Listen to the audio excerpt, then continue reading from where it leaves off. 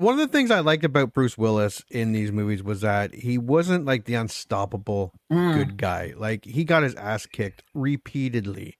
Yes. But he had a can-do attitude and a don't quit mentality. And while the bad guys are hampered with things like physics and their guns jamming and having to reload their clips all the time, John was like, what do you have, like a 30-40 clip for his gun? Right?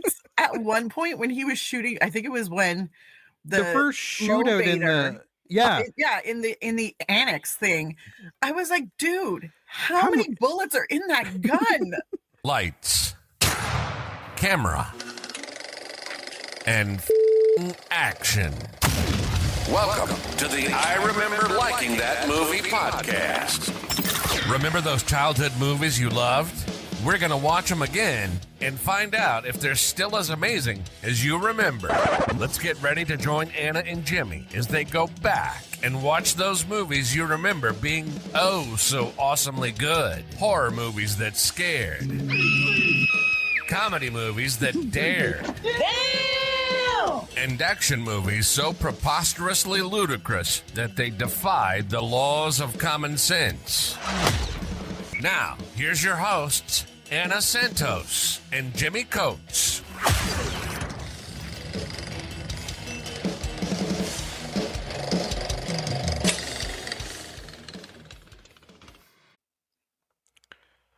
And welcome to the I Remember Liking That Movie podcast, and we are heading to Christmas. So Yay! This is my pick, and we're doing Die Hard 2, because I know Die Hard is, I watch it all the time at Christmas time. Die Hard is, and there's those arguments online that Die Hard is one of the best action Christmas movies. But Die Hard 2 takes place on Christmas Eve as well, and it is not talked anywhere near as much as Die Hard 1. And I have not seen this movie in a very long time. Same. And I actually went to the drive-in to see this movie on my birthday. I picked to go watch it. Saw Die Hard 2 and Young Guns 2. Oh, wow. Yeah, I picked them. I was pretty young. So my dad took me and a couple friends to Die Hard 2 and Young Guns 2. It was awesome. Two great movies, I remember. So something tells me, again, this was not released at Christmas time if I watch it at a drive-in. This was released in the summertime. Funnily enough, it was not released it was released in July. Yeah. The beginning of July. Die Hard was also released in July. Fun fact, because Die Hard 1 opened up in July 15th in 21 theaters, and it opened in 16th place. It then went to 1,276 theaters and only opened in third. It never hit number one. The best it did was hit number 2. It was not a number 1 movie. Oh, wow. But it made a lot of money. Yeah. Made, what's his name here? Bruce Willis. Very famous. Well, he was famous before because he's doing moonlighting and stuff. Yeah. That was a huge thing for him. Yeah, but this made him on the path to a movie star. Yeah. I would say this made him the movie star. Yeah. Like he was already a TV star. Yes, and this made him a movie star. And it did more than well enough to garner a sequel. What do you remember about Die Hard 2? I'm not even going to lie to you. I barely, and here's why I barely remember anything from it. Because I only watched Die Hard 2 maybe 2 or 3 times. And I think the last time I saw it was in the mid 2000s. It was never on my rewatch list. And now I'm questioning why. Because I've watched some of the other sequels like more. They're so good. Like except for the fifth one. Just so people know, the fifth one sucked. Which one's the fifth one? It's the one where he has to go to Russia or Germany or something. Oh, fuck that. He drives around a tank and to get his son off. Yeah, it's the one with his actual son. I watched that one once and I was like, that's enough. Yeah, I can't even tell you the order the movies came in. Like, that's how I'm like, I don't even know which one came first, but these are the ones I'll watch. Samuel Jackson was in the third. Okay, I've seen that one. Timothy Oliphant is in the fourth as a bad guy. And Kevin Smith is in the fourth one. Yeah, that one's a good one. That was a fun one. Yeah. I watched that one. All the Die Hard movies. Other Tip for 5. Other than Die Hard, it like the OG, the fourth one is the one I've seen the most. Yeah. I don't know why, because for a while it was on repeat on TV, and it was just like, oh, this is the fun one. So I kept watching it. But yeah, I don't remember that much from Die Hard 2, which is weird because I love a good action movie, but I'm like, what the fuck happens? And I literally, I feel so embarrassed because I know when we were talking about this, I was like, I know I've seen it. And I know I've seen it a few times. I can't remember almost anything. Like, I think there's an airport, and that's as far as I got. I was like, it takes place in an airport, right? And everybody's like, why don't you know? And I was like, I don't remember. Yeah, And no, now I'm wondering why I blocked it. okay, so Die Hard 2 is basically Die Hard 1, but you're Yes. right, it takes place at an airport. And there's Eastern European bad guys. Yeah. And there's twists and turns and backstabbing. But instead of running through a skyscraper, he's running around the airport. So a lot more outdoors, Okay, yeah. snowmobiles. I don't know. I believe I can't remember if there's a character much like, what's the Family Matters guy that popped up in number 1 there? He was the cop that was working Christmas Eve Oh, and talked to yes. John McLean all the time. Oh, God, I don't know can't if there's remember. that character there, but I don't think so.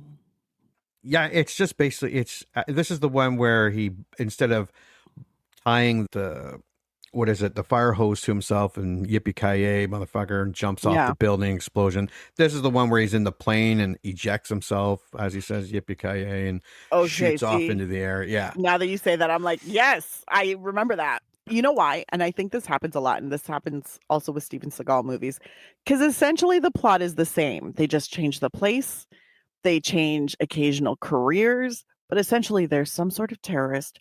The only person that can save everybody is John McClane, and he goes rogue, and he does what he has to do while the cops are trying to get him to stop and work with them. But he's like, fuck you guys, I got this. And somebody inevitably betrays, like there's a double cross always. Yeah. So I think that's why I was like, also because I have only seen this one a couple times, as opposed to like Die Hard that I've seen like 45 times, and or Die Hard 4, which apparently I've also seen like 10 times. It makes me sad that I don't remember more about this. Damn it. I'm excited to watch it now. Well, Die Hard 2 is 1990 and it came out in July, Yeah. but this was filmed in 1989. This is very much an 80s action movie. Mhm. I don't care what anyone says. It's an 80s action movie. And you got Bruce Willis. You have the same girl, Bonnie Badella, that plays his wife. Mhm. That reporter jerk from William Atherton who plays, he's like the bad guy, but the smarmy, swarmy Yes. douchebag guy. He's in this as well. But we have William Sadler, we have John Amos.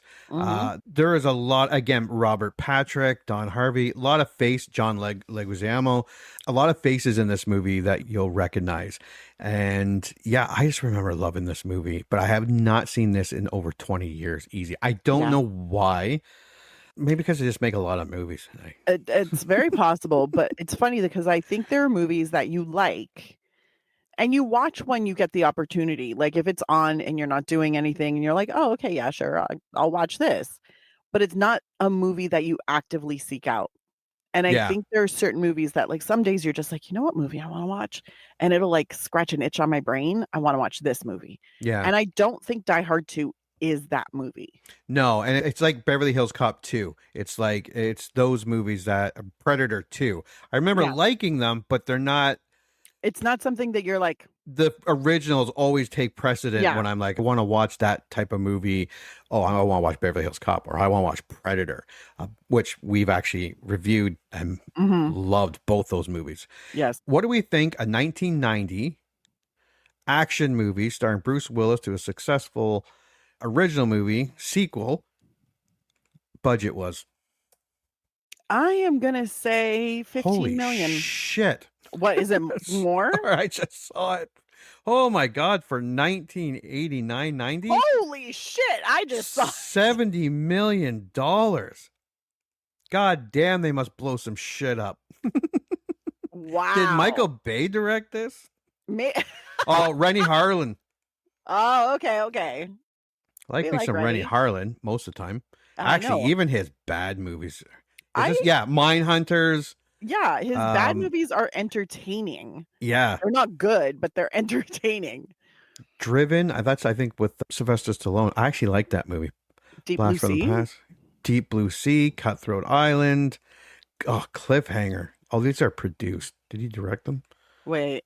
Oh, he directed The Covenant, which is one of my favorite Yeah, shitty yeah. teenage supernatural movies. I I was love that movie. surprised at Mindhunter how bad it was, but how fun it was. It was so great. Right? Yeah, we liked that movie a lot, We and we liked loved same with Deep Blue Sea. Not a Yes, great movie, but it was a lot of fun. it was so much fun. Long God Kiss bless. Goodnight, Adventures of Ford Fairlane, Die Hard 2, Nightmare on Elm Street 4. Yeah, he makes great bad movies. He really does. He really Like they're not great movies, but they're fun movies. Look, nobody in the history of film is ever going to say, look, here is a list of 100 movies you absolutely must watch to understand the craft of film, and list his movies. No. But they're making a list of 100 movies that you think they are objectively bad movies, but my God, are you going to have a good time? He's going to have like 5 on there. Yeah. 100%. Yeah. Yeah, they're all I like Rennie Harlan. He's a good time. 70 million. Holy shit. That is a huge budget, especially for 1989. Yeah. But also kind of makes sense because if you think about it, big action movie, they're still filming on film. So that alone, especially if you're doing stunts, explosions, that kind of thing, resetting explosions. Because now they do the majority of that in a room that's dark on a computer. Yeah. Well, I was watching an interview with Charlie Sheen, and he was talking about his favorite movie is, I can't believe he's sober. I'm impressed with him. I mean, he's thinking about what he's saying, and he's saying thoughtful things, and I'm like, this is not the Charlie Sheen I remember. no. It's a better Charlie Sheen because doesn't have the tiger blood running through him, and he ain't winning all the time. No, but he said Apocalypse Now was definitely his favorite movie. It's one of the best movies ever made, which I agree. Because he said because there was no computers involved. Everything that they did, like those big helicopter scenes, that was all done for real. He remembers watching Kong Skull Island. Yeah. And they did that Apocalypse Now type of thing where the helicopters were going across the island. And he was right. It looks awesome. It looks cool. But when you know it's done computerly, it's not as impressive. It's still cool looking, but it's not as impressive as, and the big giant gorilla kind of takes you out of it. Well, it takes you, but no, because I always say this, when something is like done on film, recorded on film, it feels like real life. Yeah.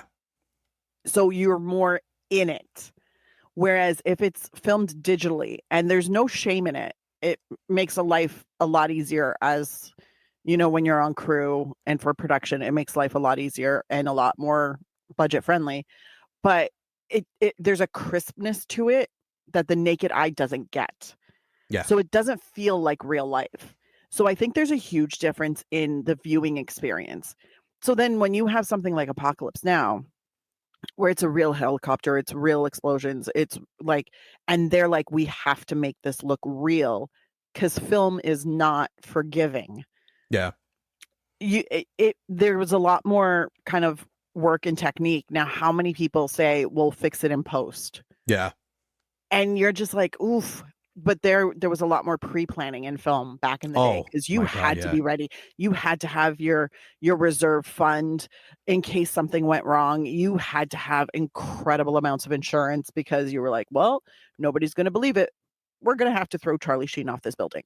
Yeah. Like, we're going to have to do this because it won't look real otherwise. Whereas now they're like, and now you go onto the set that's all green. Yeah. And then we're going to have you laying here and then we'll do the rest in post. And you're just like, that's not the same. It's not the same. And you didn't want to be the co-producer told to call the studio and tell them that you fucked up a $3 million shot. Like you need another $3 million to do it again. There were some shots that would take an entire week to set up. Oh, and to rehearse. And there's something magical about that. Yeah. There's I think it's more involvement. It's not rushed. You take your time. You're running Appreciation. through it. Yeah. And then when you finally do it, man, if you fuck up that shot, Yeah. everybody's sitting there, like the production manager is sitting there silently crying, like, we have to find another week in the schedule. Yeah. There's another $3 million. Oh God, the overtime.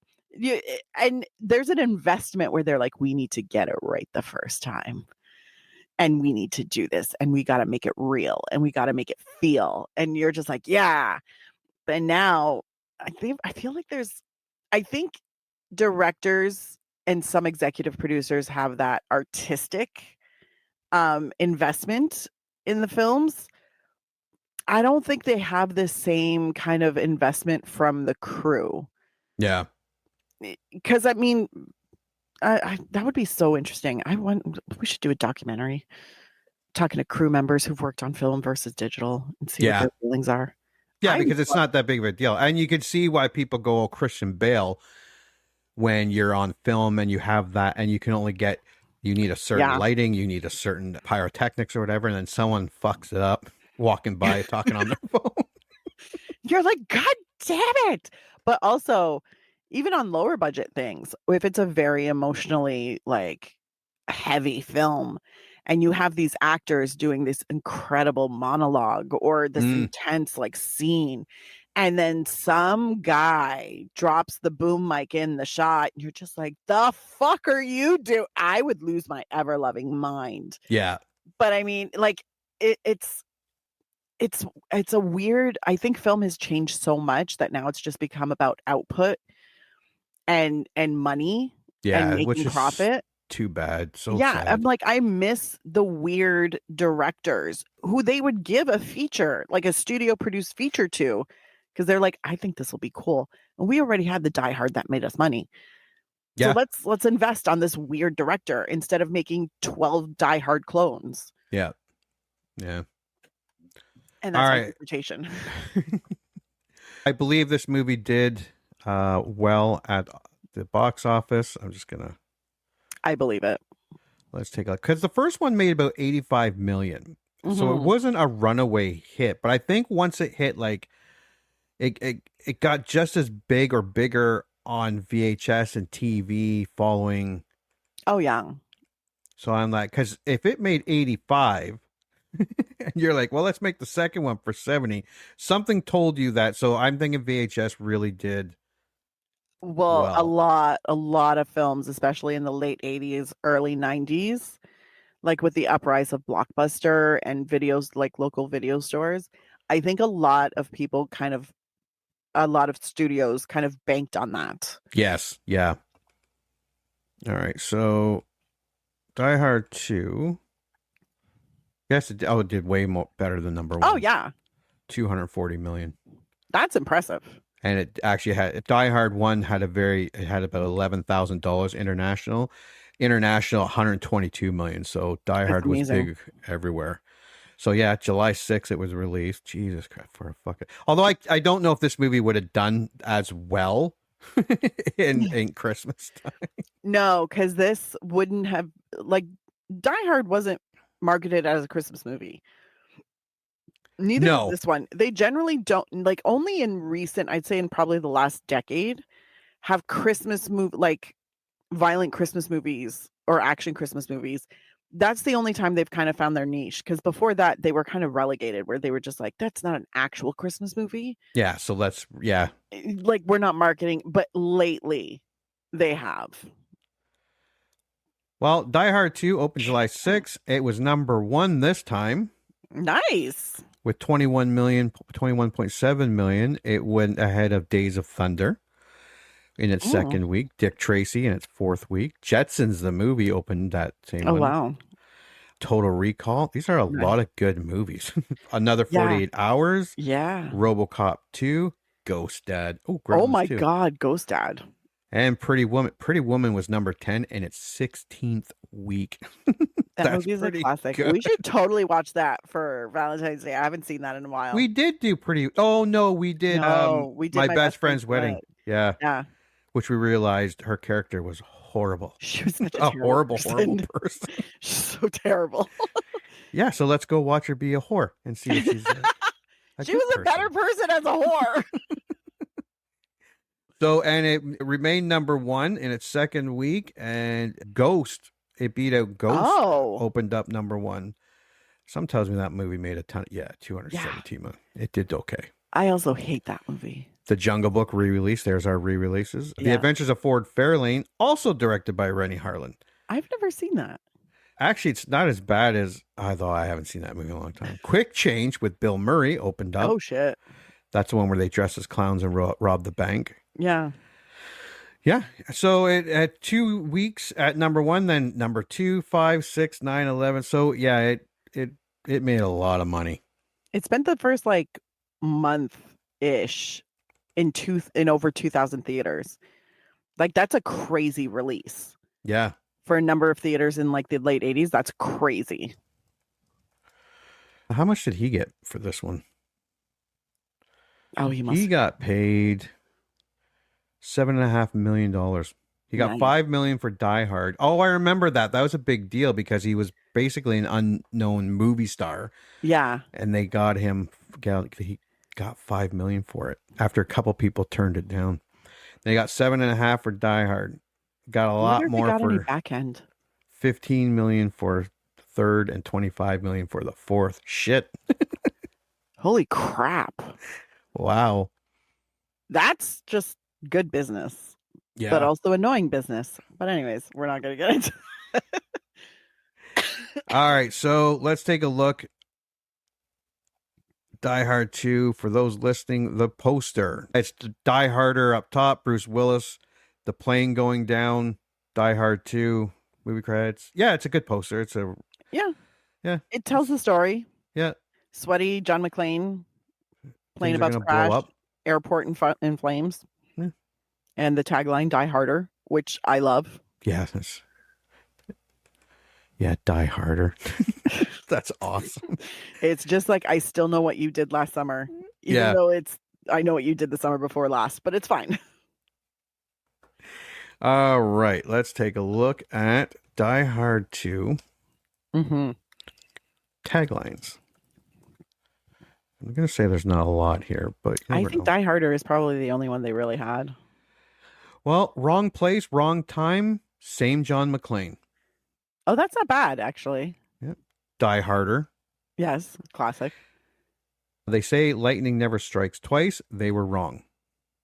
Not bad, but not great. John McClane is back in the wrong place at the wrong time. I don't like that at all. Last time it blew you through the back wall of the theater. This time it will blow you sky high. That is not a tagline. That's a blurb. Yippee-ki-yay, all over again. I like that one. That's a good one. That's not bad. Okay, so I'm going to say Die Hard 2. I'm going to say it did all right with the critics. I think it did all right. I don't think they loved it, but I don't think they hated it. Yeah. Yeah, just because it has a high ratings doesn't mean they gave it a 10 out of 10. So let's see, Die Hard 2. Die Hard 2. Yeah, not bad. 69% out of 67 reviews and 70%, 250,000 user reviews. That's not bad. No, that's not bad at all. All right, so this is my pick. I will look for a good one here. Should be easy. All right, Wendy Ide from the Times, United Kingdom, England. It's a solid sequel, bigger in spectacle, but not the equal of the first film. Okay. Brian Eggert from Deep Focus Review says, in every way that Die Hard was original and something new, Die Hard 2 fails to honor that by resigning to more of the same. Original score, 1.5 out of 4. Mike Massey, Gone with the Twins, says, packs plenty of punch, heavy-hitting adventure, and explosions galore. 7 out of 10. Gary Thompson from the Philadelphia Daily News. Though it has an inventive and unexpected plot twist, Die Hard 2 lacks credibility. Die Hard was the rare modern action picture with a wholly believable plot. Original score, 2.5 out of 4. Sheila Benson says, this is the most cheerfully preposterous film of a jaw-dropping summer, which is not to say it's not fun. It's simply orchestrated Looney Tunes. Oh, wow. It's a good review, apparently. Apparently. Ralph Novak from People magazine. One might think a movie with a reported budget of $62 million would have had a few bucks to spend on a gaff spotter. Now I'm going to go looking for shit. Yeah. Let's see.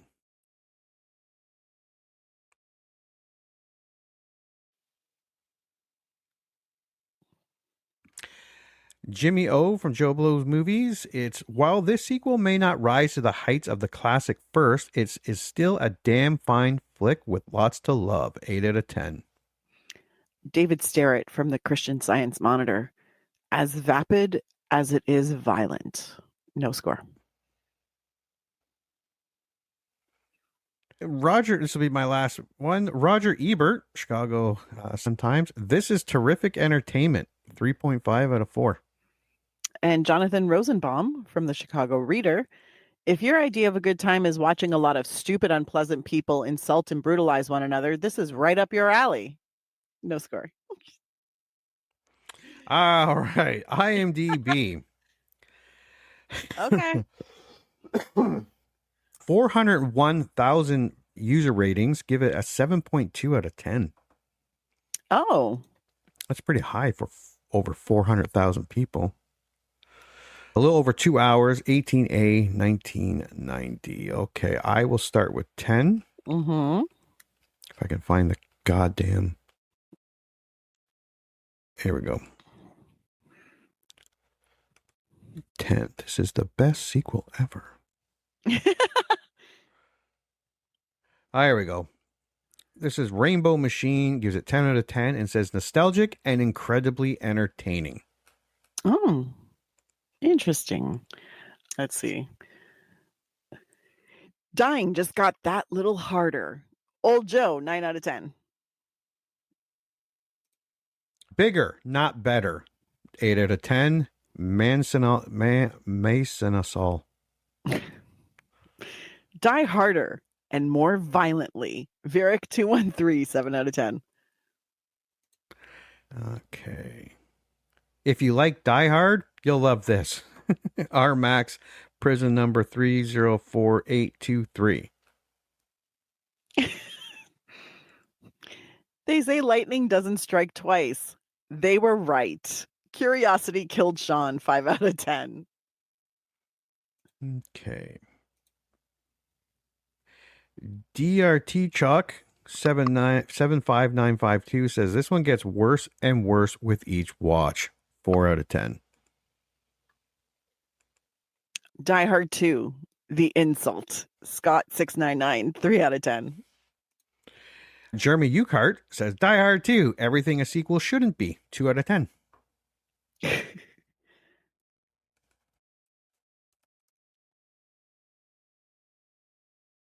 Let me see.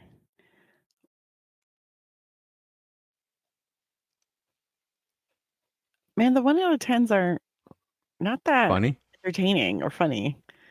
But I'm gonna go with this one. Poetic license is one thing.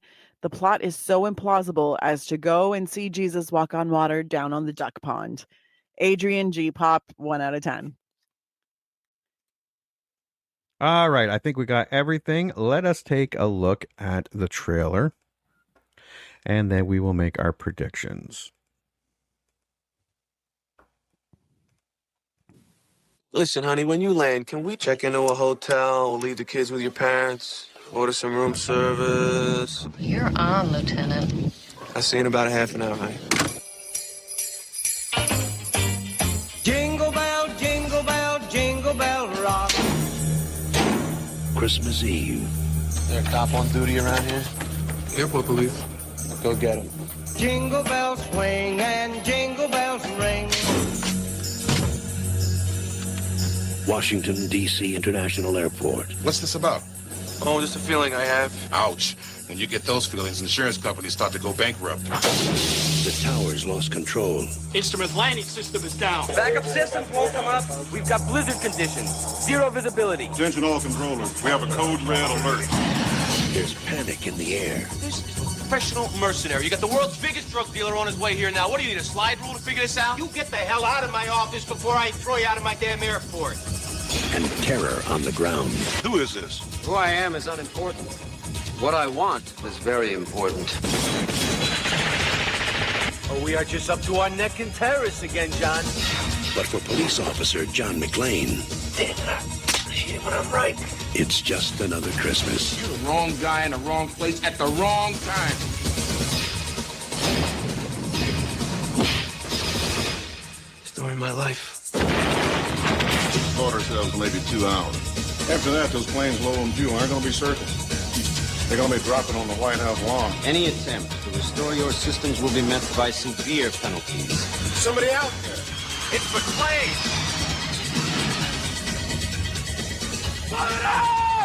Wife's plane, they're going to run out of fuel in 90 minutes. What are you gonna do? Whatever I can. Last time, it blew you through the back wall of the theater.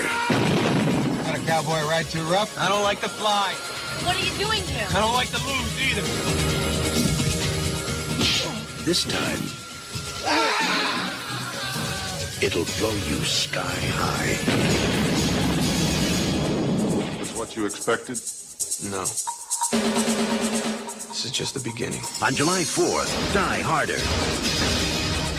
Bruce Willis, Die Hard 2.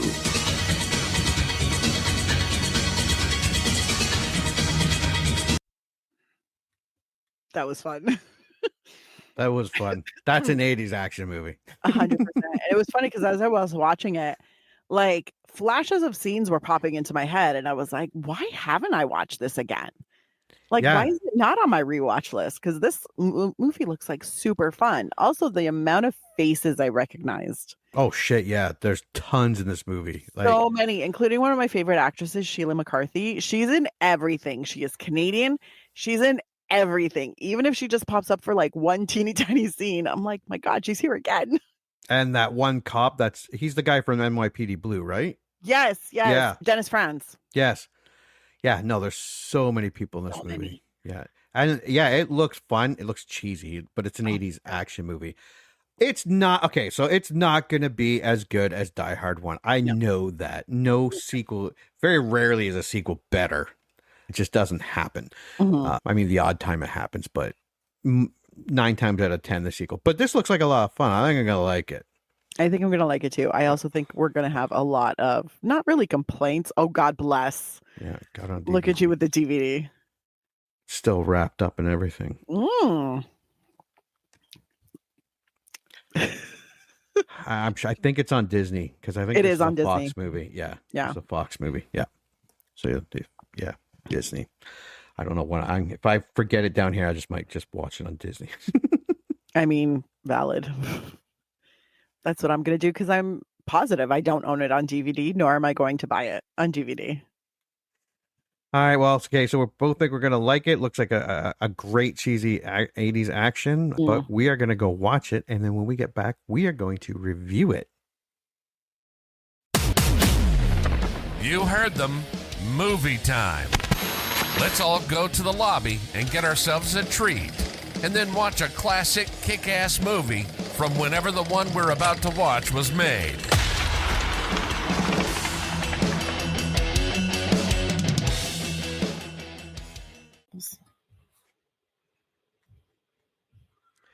And welcome back. Did you watch Die Hard 2 Die Harder from 1990?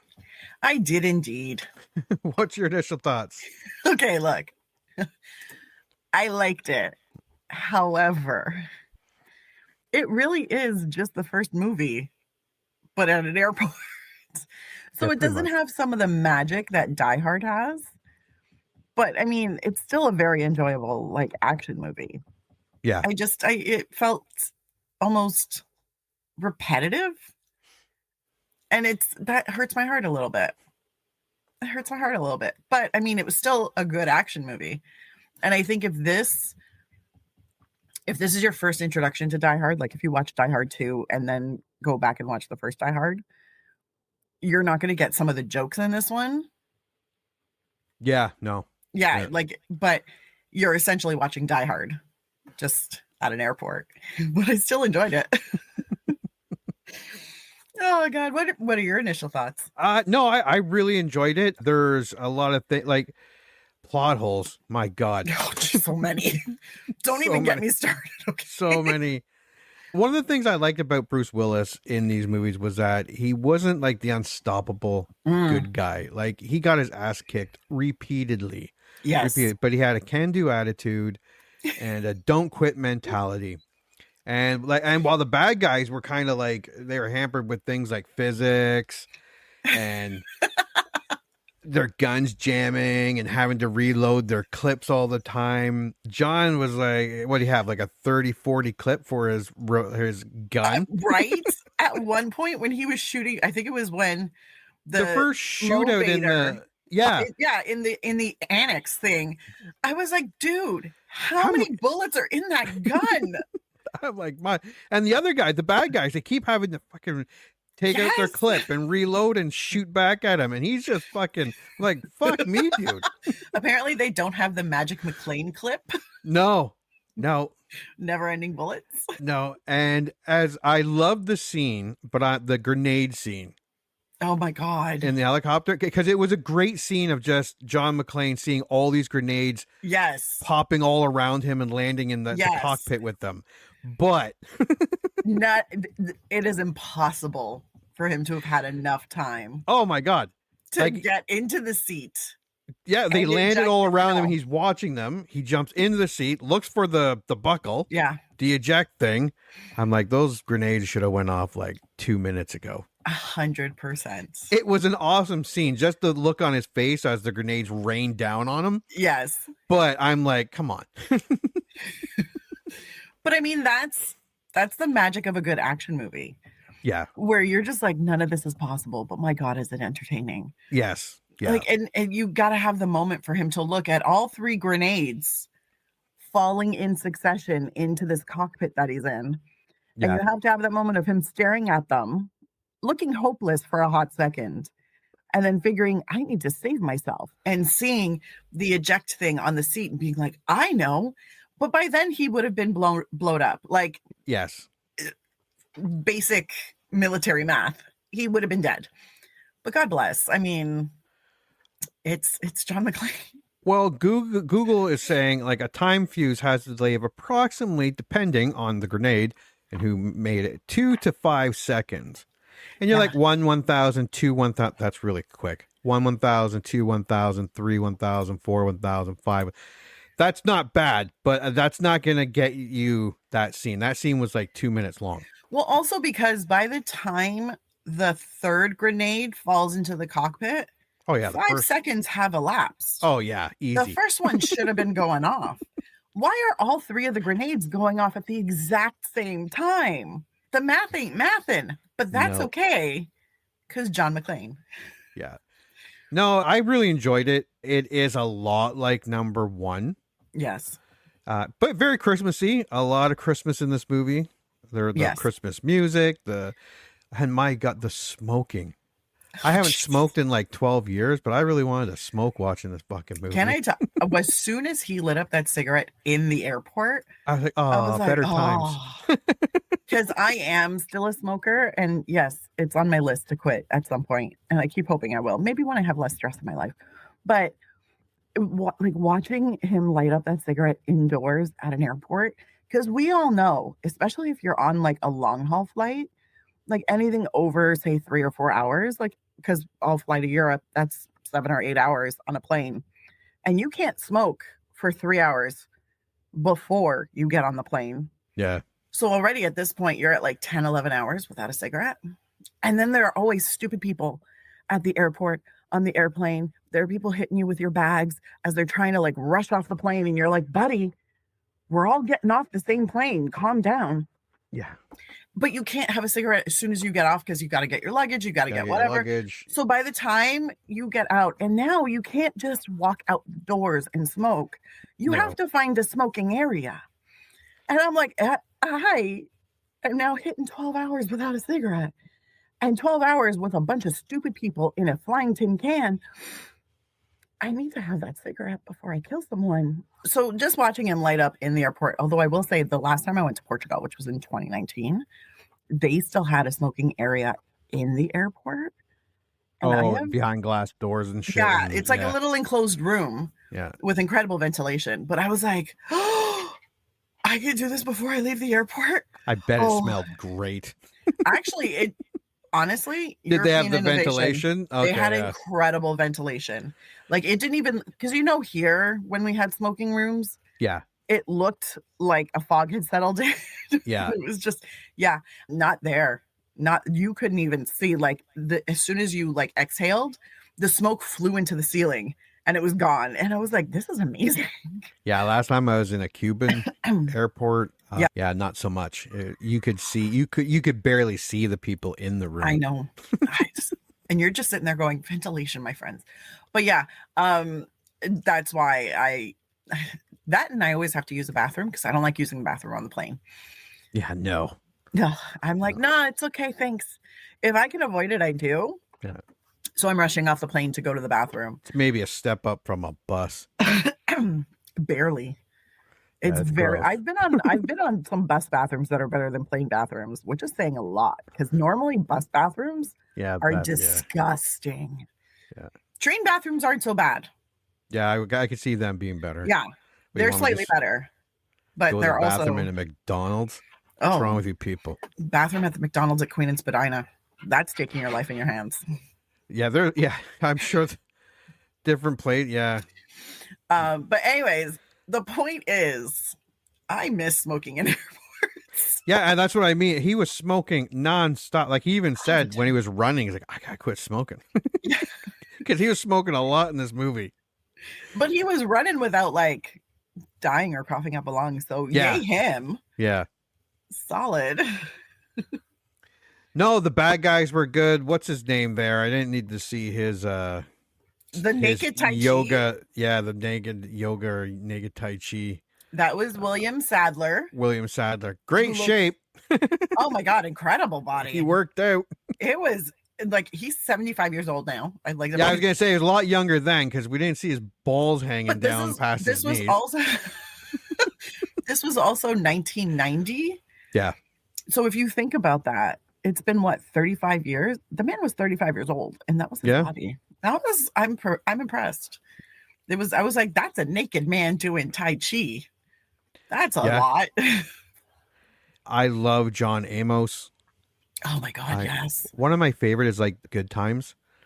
Yeah. Like when John Amos died in the show and the mother moved to Florida, I didn't like that. But for the first 3 seasons, he was an awesome dad. Yeah. I loved him in Good Times. But John Amos is awesome. Yeah, the whole everybody was great on a lot of, like, John Leguizamo. Yep. He was in it. The guy who played Meat from Porky's was in it. He killed the first guy at the church. Oh God, I felt bad for that guy. Can we just like R.I.P. church guy? I was like, poor little fucker's just eating his like soup. Watching TV. Getting taken out by mercenaries.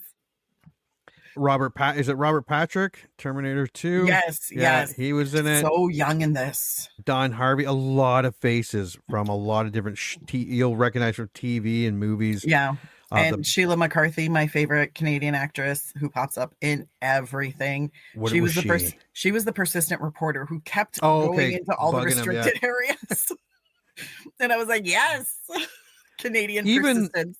Even like Dennis Franz was good, and the guy at the beginning who was towing McLean's car, or his mother-in-law's car. Robert Costanzo. Yeah. That's the actor's name. I love him. And the same thing I said about Superman applies here. The amount of extras that this movie used. This looked like an actual living, breathing airport. What was that one that they just did? Netflix did the one where there's Jason Bateman plays the bad guy, and he wants the bomb to get onto the plane. Netflix did it. It's a Christmas movie. Oh, great movie, I haven't actually. Seen that one yet. It's very good. Is it? But the airport, when you're comparing the two, you're like, oh my God, this is a movie. These are extras. When you're watching Die Hard 2, you're like, it almost looks as if these are real people that don't know really what's going on. Well, that's the crazy thing when I was watching it, because normally to cut down on costs, if you need to have the extras there, you'll usually do a lot of tighter shots. Yeah. So you can use the same people over again, maybe change their hat, their coat, whatever, and just keep them all in like a smaller space, tighter shots, so it looks like there's more people there. These people were doing like overhead wide big shots. wide shot, yeah. And it looked like an airport full on Christmas. Yeah. Because flying through the holidays. That looked like, that looked like it. Chaotic. Yeah. And I was like, damn, no wonder the budget was so big. Yeah. I could not, like, that's a lot. And I felt so bad for all the assistant directors. I'm like, could you imagine having to deal with that many extras? Jesus Christ. It's not, but yeah, it was like, that was something I will give Die Hard 2, like, super props for. It was a very authentic airport experience. And especially for 1990, because there were so many people, so many extras in there. And everybody's literally just doing travel things, walking by with suitcases, the lineup for the payphones. Yeah. Oh, yeah. That was funny too. Yeah. I was like, oh, shit, that doesn't happen anymore. No. Because everybody has a cell phone. But I'm like, damn. Like, I remember that too, because it was as soon as people got off planes or just before they got on, everybody went to make a call. Yeah. Yeah. And then you look at, everyone's on the phone. You're like, fuck. Fucking people. And then you got to wait. But then you're like, oh, my plane. I got to go. Yeah. Yeah. No, this looked like a living, breathing airport, which was really, really cool. The movie's called Carry On with Tom Egerton. Thank you. And Jason Bateman. It's a great movie, but it is exactly like you said, a lot tighter shots. Yeah. So it's not those big, wide shots of. I was like, yo, they busted out a crane for this shit. Like, I was like, Jesus. They're way above, and they're showing the entirety of like the airport or the like gates corridor. I was like, that's crazy work. A lot more explosions in this movie. A lot more people die in this movie. Like, they kill the whole plane. True story. They just let that plane die. And you kind of feel bad. Like, oh, damn, that's kind of harsh. Also, can we point out the beeper? And then the phone on the plane. Yeah. Where I was like, yes, there was a phone on the plane that you could use. People could not call into the plane, though. No. That was not a thing that was ever done. And you couldn't hold on to the phone. Like, you would have to put in your credit card to use the phone. And I was like, man, how expensive was this plane ticket that she's just using the phone all willy-nilly, like she's in her living room? Although I did like her seatmate. Yeah, the old lady. Yeah. With her taser. She was great. I remember my uncle, we were going, and he pulled out his big giant, this was like late 80s, and he pulled out his big giant cell phone and called his wife or whatever. And he's like, I'm like, you can call any, and I was just like, wow. My grandpa had one in his Jaguar, but it was plugged into the car and had a big giant antenna at the back. Yeah. This one was actually, he pulled but it looked like one of those military fucking. Yes. Like a satellite phone. He's like, yeah, it costs like 58 cents a minute or something, something ridiculous. Or $1.58 a minute or something stupid. You know what I was just talking about the other day? This is a weird story. But anyways, we were talking about how everybody has cell phones now, whatever. And I said, I happened to mention, I was like, oh yeah, no, I'm old enough that we only had a landline with a phone that wasn't cordless. Like, there was still a cord, and that was all we had. And we started talking about that. And we started talking about answering machines that still had cassette tapes in them. And we like, not even the mini tapes, like full on big actual cassettes, the big actual cassettes. And then we were talking about that, and I was like, and now these kids, like, people don't know about the struggles anymore, where you had to sit in the kitchen to have your phone call because the cord wasn't long enough to take it anywhere else. Yeah. Sometimes was it my cousin? They had a phone that had the monster cable. You could take it into your room. Nice. Because it's a monster cable. But yeah, if you had siblings, if your mother was on the phone, forget it. Oh, yeah, yeah. Oh, even better, when I would be on the phone, my mom would pick up the extension and just listen in. Yeah. And I'm like, can you not? And she's like, you're the one talking on my phone. I was like, thanks. Or they pick up the phone, you hear the beep, beep, beep, beep. Oh, no, it was still, our phones were still rotary at that point. Thanks. remember watching one of those things where they show like kids today, the stuff like that, and they're like, and they're looking at it going, "Oh, I don't get, how do you On use the it?" rotary phone, how they're Yeah, pressing the pressing the numbers. number. And I was like, oh shit. Well, it wouldn't make sense. No. If they wouldn't know because we grew up with that. But it's the same thing as like if you tell someone who's younger than 20 now, like, can you make a hand motion to make it look like you're picking up the phone or you're on the phone? And Yeah. they bring their hand and kind of cup it near their ear like they're holding a smartphone. Yeah. And like older people are still doing the yeah. two fingers with the Call me to make the earpiece. And I've seen younger people when they see that happening, they're like, "What are you doing?" And I'm like, "Phones used to look like that, guys." What are these old people doing? God, they're Someone so should old. Someone should put them in a home. They should just be put out to pasture. Put them on a glacier, like float them out to sea. Oh God. Okay. No, this movie is very nostalgic. Yeah. Like from the smoking in the airport, the phones, the outfits. The outfits. Oh God, yeah, the hair. I will say, John's sweater is on point. Yeah, Very actually, fashionable still to this day. It's a classic. I was like, that's a really nice sweater. I want it. A lot of one-liners, a lot of guns going off, a lot of death. 100%. A lot of fire, a lot of explosions, a lot of fighting that really feels like it goes on forever. Also, a lot of very bad training for the SWAT team. Where they weren't a very good SWAT team. They were not very good. I was like, shouldn't you be like looking for cover and not just standing up and walk around with their guns pointed left and right and up and down? That was frustrating for me because I was like, you're not even trying to save yourself. We got you covered, buddy. And then you're like, well, everyone's huddled in the same spot. Yeah. There's no... And the person they're supposed to be protecting is literally behind one person. And then everybody else is behind him. The rest of the SWAT team is behind him. I was like, I feel like that's going to be ineffective. Yeah. The bad guys see that coming going, sweet. This should be easy. But weirdly, he survives. Yeah, he did. All right, let's go over this movie. Yeah, let's do it. All right. On Christmas Eve, 2 years after the events of the previous film, I think in the movie they said the same thing happened last year. Yeah. John McLean is now a lieutenant with the LAPD who arrives at Dulles. Yep. International Airport to pick up his wife, Holly. Meanwhile, a plane carrying corrupt foreign military leader General Ramon Espinosa is also heading to Dulles under extradition for using U.S. funds to buy drugs. That's kind of right. That he was actually, the U.S. stopped funding him, his war against communism. So he's like, I'll make my own money, and started selling drugs to buy weapons to fight commies. Hey, sorry. How is he supposed to fight the commies? Apparently, selling drugs and becoming an international drug pin is the only way. And then he's like, why am I fighting these commies? I could just sell drugs and be rich. Waiting to meet Espinosa's plane is disgraced former United States Army Colonel William Stewart and a group of ex-military sympathizers who supported Espinosa's actions.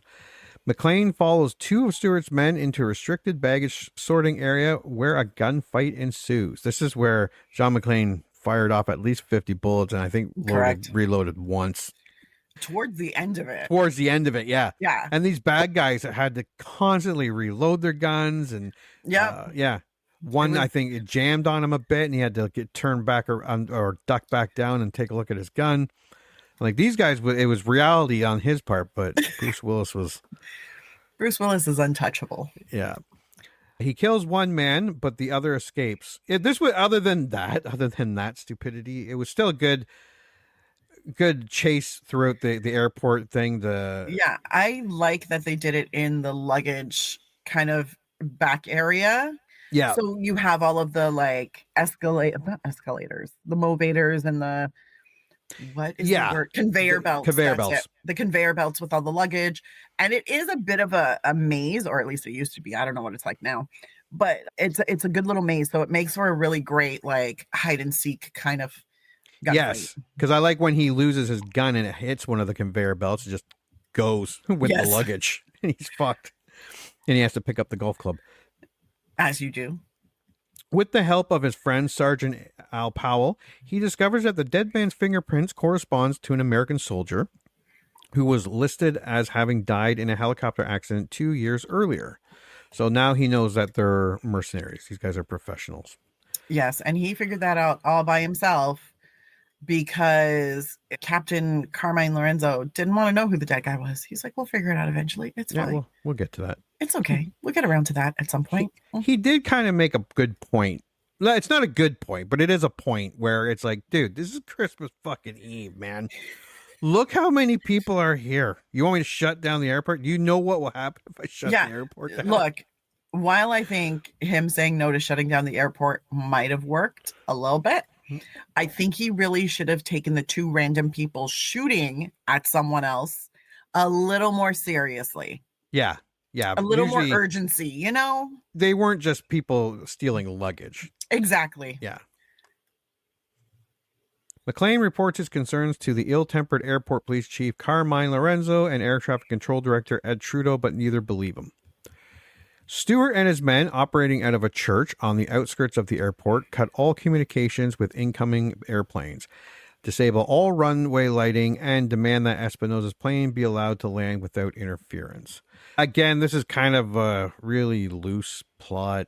There's more than one airport they could have diverted and other ways to but for the sake of the movie. No, and like I get it, but also I understand for the sake of the movie, but it would have been nice if they had thrown in a line like, oh, I just contacted, the surrounding airports and they can't take any of the planes. Something. Yeah. Throw us a bone so we know this is the only option for these planes. And how are they jamming the signal from plane to plane? Because plane to plane can talk to each other. They should be able to talk to each other. And they never really addressed that. But I mean, what are you going to do? I didn't write this.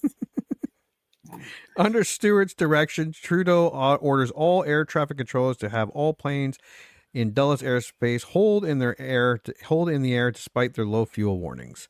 McLean becomes worried that Holly's plane and enlists the help of the airport janitor Marvin to fight back. God bless Marvin. Yeah, what was he? Just a janitor, or he's just a janitor? Yeah, and slightly weird. And I'm like, you got the one dude cleans the entire fucking airport. Apparently, oh my god damn! Apparently, hygiene is not a thing in airports in 1990. No, unless all the other janitors were actually, cleaning. Oh, Marcus maybe was having a little music party in his office. Chief Airport Engineer Leslie Barnes decides to try using an unfinished antenna array to communicate with the stranded circling airplanes. Lorenzo sends an airport SWAT team with him. These guys were useless. Mm-hmm. But Stewart's men kill the officers and destroy the antenna. McLean, they didn't even have to.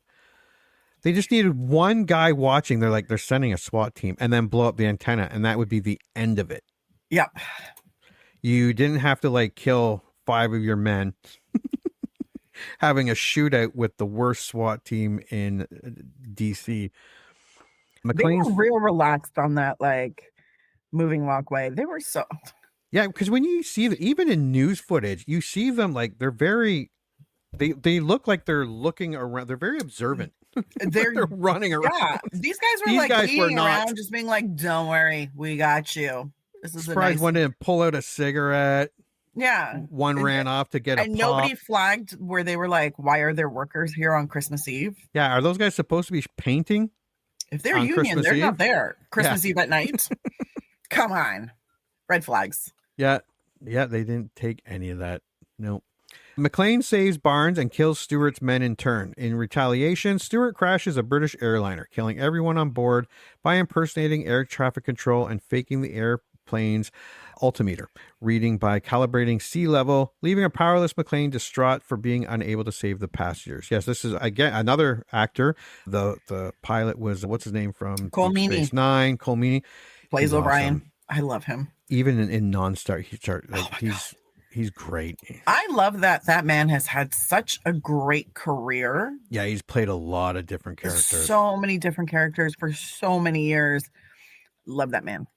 Love him. And yeah, John McLean tries. He goes out there with some turpentine or whatever he has and sets it on fire to a stick. And he tries to do the wave them off. The wavy thing, yeah. But it's too late. They crash. So It already was a good like blow up though. Yeah, it looked good. It looked really good. I'd like to know, like, I wonder what they blew up. Did they actually blow up a plane? Did they actually blow up a little model? Looked like it was a plane. It looked like they probably got like a decommissioned plane and set it on fire Just for this. set it on, yeah. Because they had parts. Like they had the plane in parts at one point when they got closer. Yeah, And they did no a closer bodies. stop. No bodies. No. I was like, that's weird. But okay. But you saw like the different parts of the plane, and I was like, oh, there's more of the budget. Oh yeah, you could see where the budget was 100%. Yeah, they're like, we're gonna blow up tons of shit in this movie. They're like, we have a backup plane to set on fire. Don't worry. Espinosa's planes lands, and McLean wounds Espinosa before Stewart and his men arrive. They blow up the plane and take Espinosa to the church, but McLean survives. This is John McLean gets Espinosa, but they get Espinosa back. John McLean hides in the cockpit, and they throw like 6 or 7 grenades in there with him. They all drop around him, and he looks all worried. It was a great shot, and it was very fun, but it made no fucking sense whatsoever. Well, because first they shoot at the cockpit multiple times. Oh, just unload. Why? Who knows? Because I'm like, really? Big ass steel plane? No, we're just gonna shoot. Okay, cool. And then they were like, how many grenades do you have? And they're like, 3. Throw them all. He said 3 each. Oh, was it 3 each? Then 3 9. each. Yeah. Anyways, they all get thrown in at like staggered points. Yeah. And then they all blow up together, and he ejects himself in the seat. Yeah, he gets up. Yeah. Straps himself in, ejects. Again, great scene. Loved it. Great scene. Made no sense whatsoever, None. but great scene. Blue Light team arrives, led by Major Grant. This is John Amos. Major Grant, of whom Stewart is a protege. Grant's men and McLean attack the church. McLean kills one of Stewart's men, and that's with the icicle through the eye. Yes, which was great. I enjoyed that immensely. Yeah, that was pretty cool. Yeah. And where am I? Stewart's men and gives chase with a gun, but the mercenaries escape on snowmobiles. Yeah, snowmobile chases in this movie too. Yeah. This movie had everything. McLean falls, but his vehicle is destroyed by gunfire. Confused as to how he failed to wound anyone. And they do kind of, if you've never seen the movie before, you could probably put together, because they have clips with red tape on them and then clips with blue tape on them. Yeah, so you eventually figure it out. But I thought that was funny when he was like, what? And I was like, I had him right in my, how did I fucking miss him? I'm like, sir, you've shot out literally like 60 bullets and only hit like 4 people. What? Yeah. Why are you concerned that you haven't hit anyone now? Yeah. The odds are just continuing. So McLean realizes the gun was filled with blanks, meaning the earlier firefight was staged and Grant's team are secretly working with Stewart. Very ballsy move to prove his point, shooting the blank machine gun bullets at the chief of airport police. But I appreciated the drama of it. Very drama, but those all, they had 30 cops pull their guns on him. As soon as he started firing, those cops probably would have killed John McLean in real life. Oh, before he started firing. Probably before he started firing. As soon as he pointed the gun, he would have been dead. Yeah, they would have just riddled him. But I mean, the best way to convince someone to work with you and to believe you is to make them shit their pants as you pretend you're going to shoot them. Yeah. Because that's convincing. Like, what was it? A Monster Squad. That guy fired into the air. Yeah. And he ended up looking like Swiss cheese. Every cop emptied their entire clip into him. And he didn't even aim a gun at anybody. He just shot up in the air. Honestly, if he had just lifting the gun. Yeah. To point it. He would have been dead before the gun even reached like a level, like 90 degrees. He would have been dead. But it was very dramatic. Again, great scene. Yes. So stupid movie, but great scenes. It's illogical, but entertaining. Grant, Stewart, their men, and Espinosa are all rendezvous at the airport hangar where a Boeing 747 that they demanded is waiting for them. On Holly's flight, arrogant reporter Richard Thornburg. This guy, what is his name there? William Atherton. Yeah. One of the greatest douchebag. I'm sure he's a very nice man. They usually are, but he plays a great douche. Apparently, he's been married to the same person since 1980. Well, and if that's Hollywood, that's he's Hollywood. A good guy. He's a good guy. Yeah, he's been in everything, and usually he plays a douchebag. Yep. And one of the greatest douchebags in Hollywood history. Yeah. Because he's smarmy and kind of gross without being obvious. Yeah. Every time you see him, I'm like, the words you're saying, perfectly natural and normal, but the way you make me feel is super gross. Yep. And that he just has that magic about him. He becomes suspicious as to why the plane has not landed. He taps into the cockpit communications and records a transmission from Barnes to all the circling airplanes describing the situation. Then he plays it live on air to freak everybody out. From the airplane's lavatory, Richard broadcast recorded live on television, leading to a panic in the airport terminal, which prevents McLean and Lorenzo from getting to the 747. And then Holly subdues John McClane's wife, Thornburg, with a fellow passenger's taser. Yep. Yeah, because she used to carry around a little gun. Now she has the taser, and it's not as messy. Yeah, she was pretty funny. Yeah. And again, that whole thing about all these extras, when the chaos hits and everyone learns that there's terrorists, there's bombs. Yeah. It's just complete. And you can see the cars can't get out. The cops can't get out. Yeah. Which is probably why they were trying to keep it quiet, you know? Yeah. Yeah. There's a thought. McLean asked reporter Samantha Coleman's crew to fly him via helicopter to intercept the 747. McLean jumps onto the wing and uses his coat to jam the Illyrian? Sure. I don't know if a coat would do that, but probably not. But it looks great. And this plane's amazing. Moving and they're running around on that wing. Yeah. Yeah. Preventing the plane from taking off. During a fist fight, McLean kicks Grant into the jet engine. That was pretty good. That was fantastic. That would suck if once you started losing your grip and you know you have to put your feet out like that and there's nothing there and you know that's the engine. Yeah. That would just blow. I'm sure a quick ending. Yeah. Yes. But it would suck. Those few seconds where you know what's coming, that would suck. While fighting Stewart, McLean opens a fuel valve in the engine pylon just as Stewart kicks him off the wing. McLean uses a cigarette lighter to ignite the fuel trail, causing the plane to blow up and killing everyone on board. The fire trail also serves as a landing guide for all of the airborne aircraft, including Holly's, to land safely. After McLean and Holly are reunited, Marvin picks them up in the airport cart and drives them away. Oh, and Buddy rips up his parking ticket. Yes. Or a tow, or whatever it was. Yeah, I think it was a tow ticket. Yeah. Didn't bring his car back. No, because why would you do that? His mother-in-law is still going to be mad at him. His mother-in-law's car. It's fine.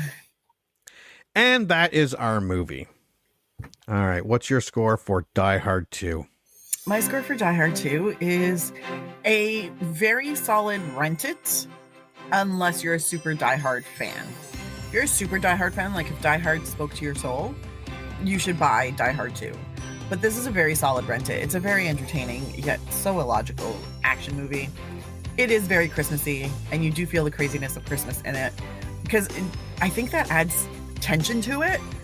Because you're like, it's Christmas Eve, and everybody knows how freaked out people get at Christmas Eve. Like there's a lot of like, oh, we gotta get this done and that done. And you're trying to travel and it's crazy. I felt it just missed some of the magic of Die Hard. I think Die Hard had a little more magic. I think they were trying to recapture the Die Hard magic. Yeah. And it just fell a smidge short. But this is still incredibly entertaining. It is still a lot of fun. And it is still a very, very fiery action movie.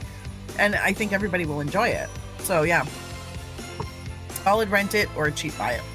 What's your IMDb? It's a good solid 7.2. Yeah, it's nothing. They didn't reinvent the wheel with this.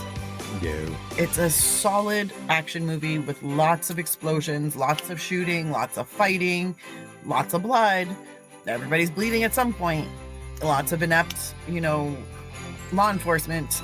as is always the case with action movies. And it's fun and it's entertaining. I mean, there's nothing deep. And as long as you don't think too hard, this is the greatest movie. It's fun. What's your score? Yeah, if you remember liking Die Hard 2, you are probably going to like the movie still. It is not Die Hard 1. It's just, it's not. But it's a great, like, I don't watch Die Hard every year. I don't. But I do watch it fairly often. And it is a great Christmas action movie. And I forgot how actually great Die Hard 2 is. It's just, it's not Die Hard. And it tries, like you said, to capture everything and redo it in just a slightly different way. It succeeds on many levels. It's just not there.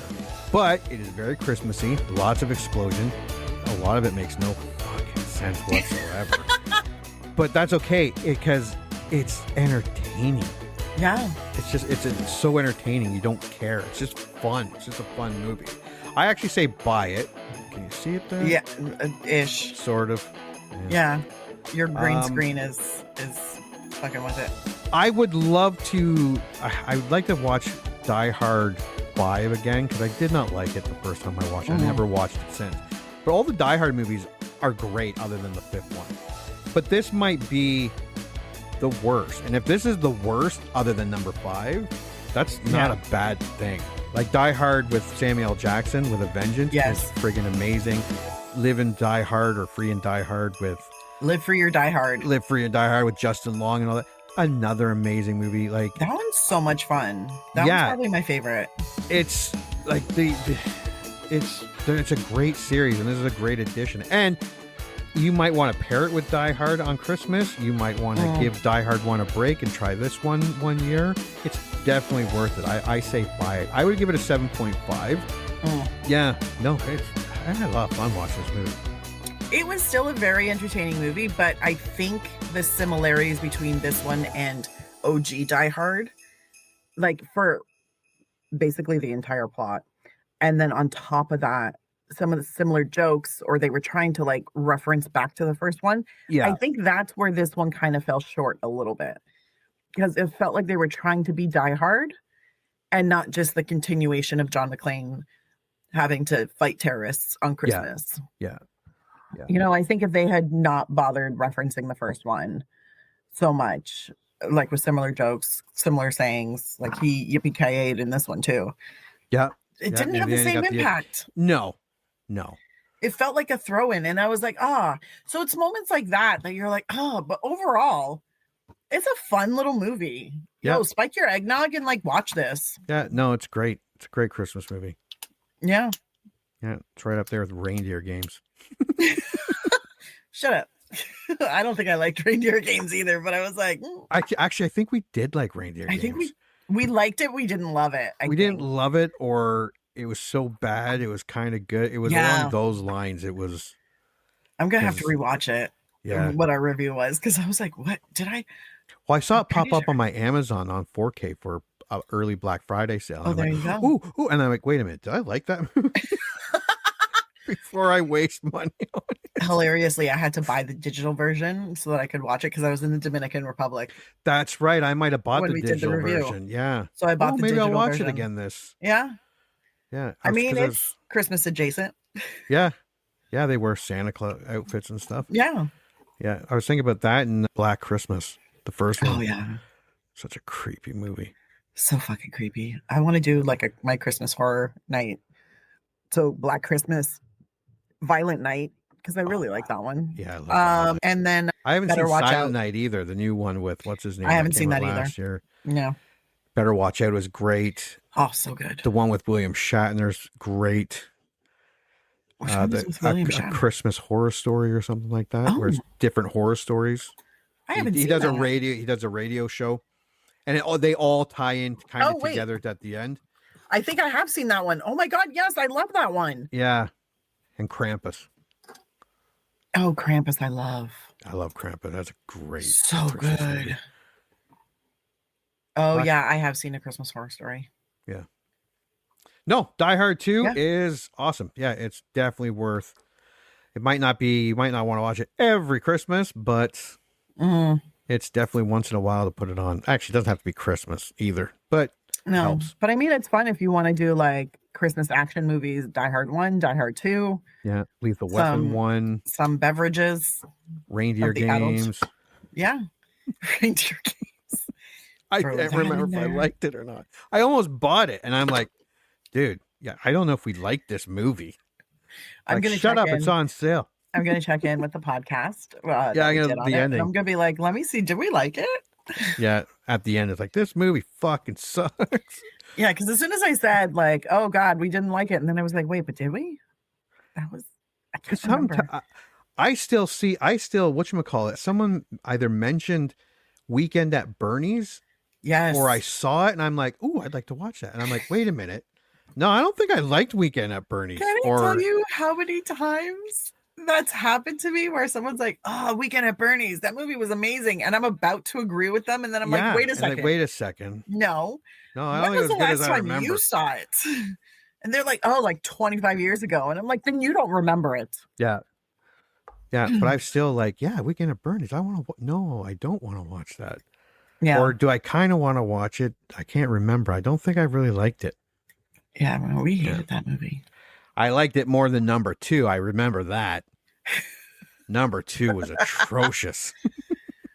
Oh, nobody should spending Weekend at Bernie's ever. No.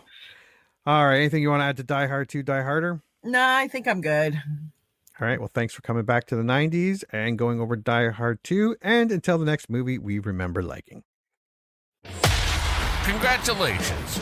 You just had one of your childhood movie memories vindicated. Or they just eviscerated it. I don't know. This is a generic one-size-fits-all type of ending to the podcast. So thank you for listening, and please join Anna and Jimmy next time for another episode of the I Remember Liking That Movie podcast. If you dare to go back and watch that movie you remember liking,